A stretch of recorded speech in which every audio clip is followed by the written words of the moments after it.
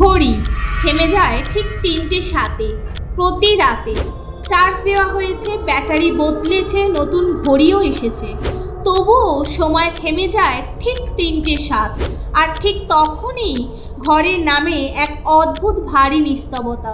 মনে হয় কেউ যেন এসেছে, দেখা যায় না, কিন্তু অনুভব করা যায় তার উপস্থিতি।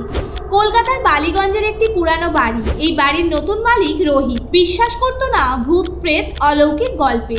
হেসে উড়িয়ে দিয়েছিল প্রতিবেশীদের সতর্কতা। কিন্তু একদিন ঠিক রাত ৩টে ৭-এ তার ঘুম ভেঙে যায়। দেখে টেবিলের ঘড়ি থেমে আছে। বুকের ভেতর কেমন যেন ধক করে ওঠে তার। ঘরের কোণায় রাখা আয়নার দিকে চোখ যায়। সে স্পষ্ট দেখল একটা আবছা অবয়ব, সাদা পোশাক, ভেজা চুল, দুটো স্থির জলজলে চোখ। ভয়ে রোহিতের নিঃশ্বাস বন্ধ হবার জোগাড়। তারপর থেকে রোহিতের জীবন বদলে গেল।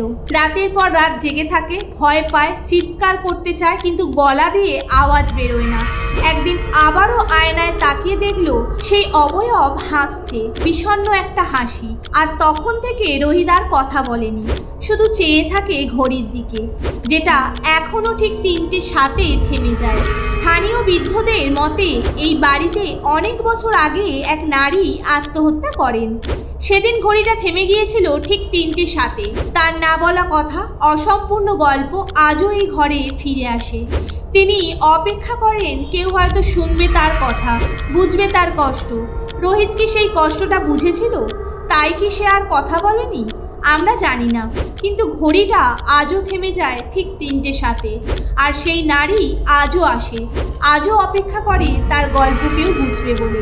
আপনার আশেপাশে এমন ঘটনা ঘটেছে কখনো? কমেন্টে জানান। ভিডিওটি ভালো লাগলে লাইক করুন, বন্ধুদের সাথে শেয়ার করুন।